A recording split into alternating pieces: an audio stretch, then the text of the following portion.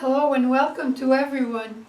Today, Jesus in the Gospel is trying to educate us, to make of his people more mature, not easy.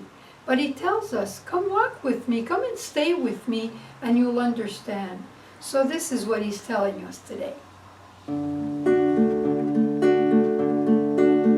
Come walk with me, I am the pathway and the life, come walk with me, and know the truth that sets you free.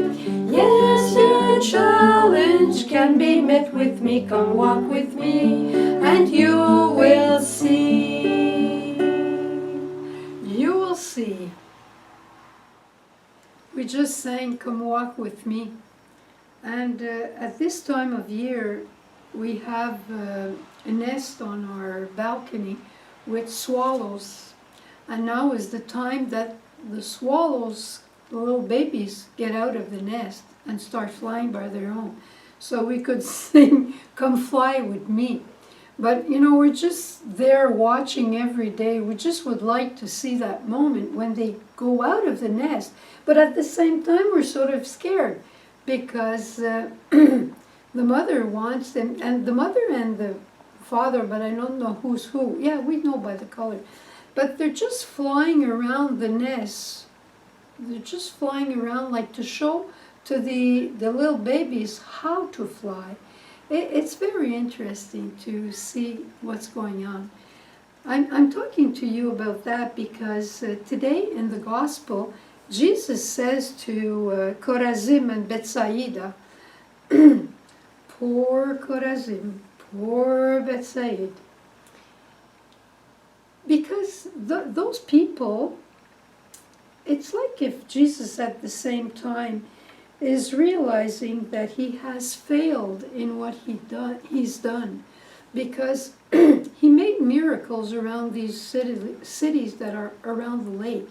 He made a lot of miracles, and the people then changed their hearts. Oh yeah, they were hungry, they ate, they listened, and after that they went on in their life. They saw a man paralyzed get up on his feet, marvelous, fantastic. But did they change in their heart, wishing to receive the mercy of God? No, not really.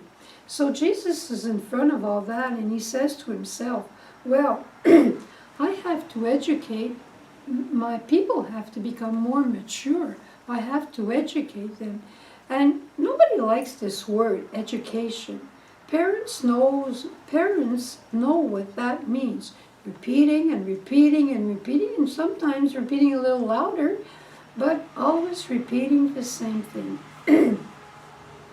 And Jesus is ready for that, but at the same time when he says, poor Bethsaida, poor Chorazin, or poor Mary, or poor Francis, what he means I think, is poor you who are a little far from me.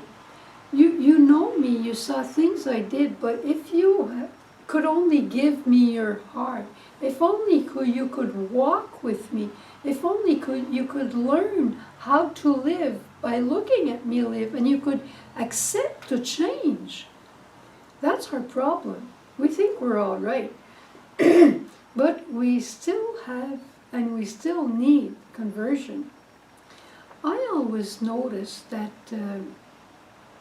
when I was in high school or college, or I always noticed that when in a family there was a child that was handicapped, the other children in the family were more mature than I was. I got everything I wanted. I was treated like a little princess.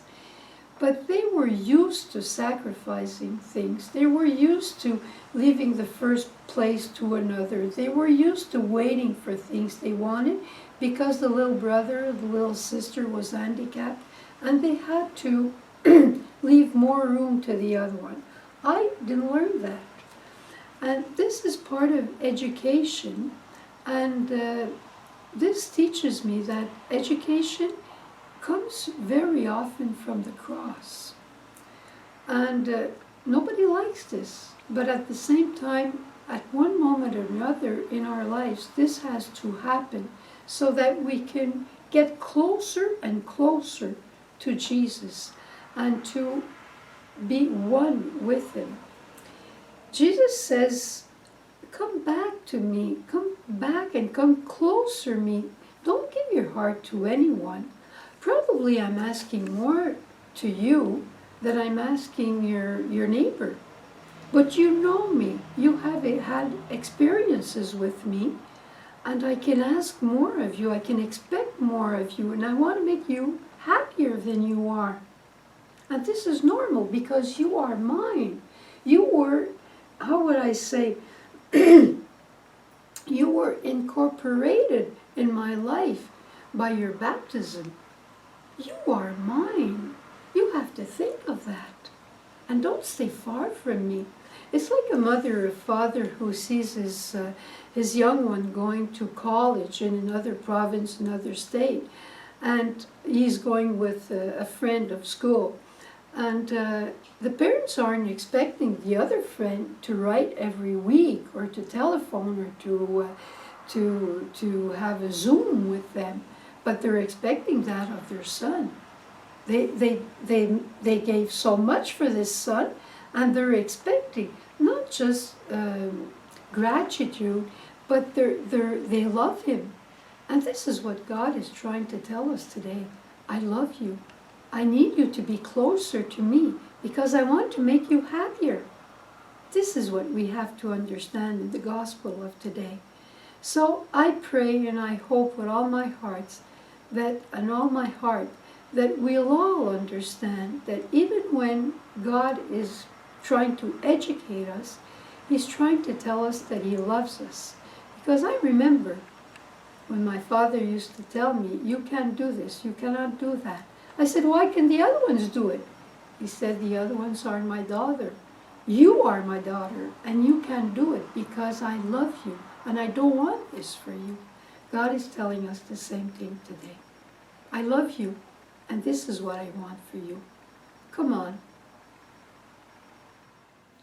How I need to meet with you, how I need to love you, how I need to meet with you, how I need to talk to you.